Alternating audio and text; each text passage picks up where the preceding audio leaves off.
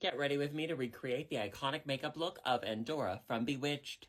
It's August, which means spooky season is upon us. I don't make the rules, I just abide by them. If you have under eye bags or facial hair you want to block out, I recommend using a little orange lipstick as color corrector. The orange tone blocks out the blue tone, and it's a lot cheaper than an actual color corrector. Agnes Moorehead's makeup was very light and bright, so with a concealer, draw a semicircle under your eye. For my foundation, I'm going to be using Max Factor Pan Stick because that was Agnes Moorehead's favorite. I use color 25 Fair. I absolutely love it because it is super pink, and finding a pink foundation is very hard these days. We're going to use a pink beauty blender because she's a girl, and blend, blend, blend.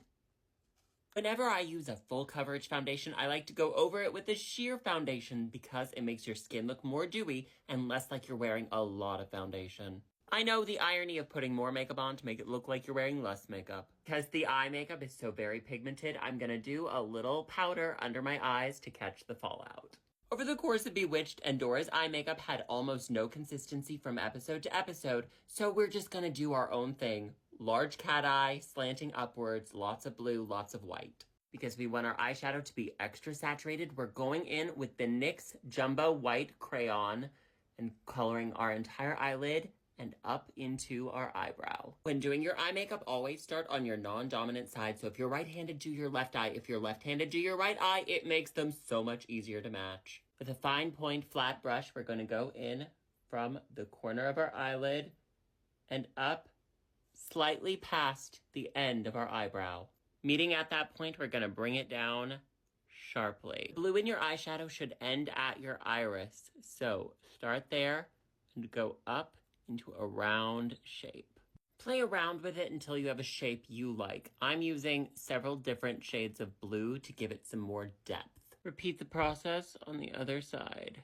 Now I'm feeling witchy. NYX Jumbo Stick to tightline our waterline. Using a black liquid liner, I like CoverGirl Perfect Point because I find I have way more control with this tiny little brush. Starting on your non-dominant eye, I'm going to begin at the point of the wing. The big round wing of your very subtle cat eye should end at your pupil. Then continue on your eyeliner in a very tight line. Actually go onto your nose, then run it down. Very demure, very mindful. When I look at my eyes very closely, you will see that they don't match. That is authentic because neither did hers. I'm going to fill in the white part with a champagne highlighter.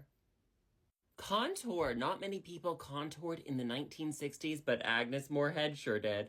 So I am going to go in along my nose, just like she did. Straight down at the side and swoop in slightly at the nostril. I don't think this is contour. I think it's just the way her nose is, but I am going to do a little tiny bit right in there for a very low nose dip. For cheek contour, I'm just going to use an orange blush. Go right in and nick down. Leave the cheeks light and bright and use your blush as your cheek contour. And then take a little blush up at your temples. Eyebrows. The Endora eyebrows are some of the most interesting in all eyebrow history. They go up into a beautiful old Hollywood arch, down, and then at the wing, they go up again. Nothing about Endora's makeup was to be attractive to men. It was about being who she was, and I respect that. To get the eyebrow color perfect, I like to alternate between a brown and an orange eyeshadow. A concealer to clean up the fallout that inevitably happened from the blue eyeshadow. Endora's lips were a very unique shape. It's a much more subtle Lucille ball, so we're going to go in with a coral lip liner. Next, I'm going to go in with my third favorite lipstick of all time, Coral Berry by Revlon. Hit your top lashes with some black mascara. Despite the eye makeup being so extreme, her lashes were very wispy, so I'm just going in with some corner lashes. Final step, white highlighter on our cheekbones, under our eyes, and our nose.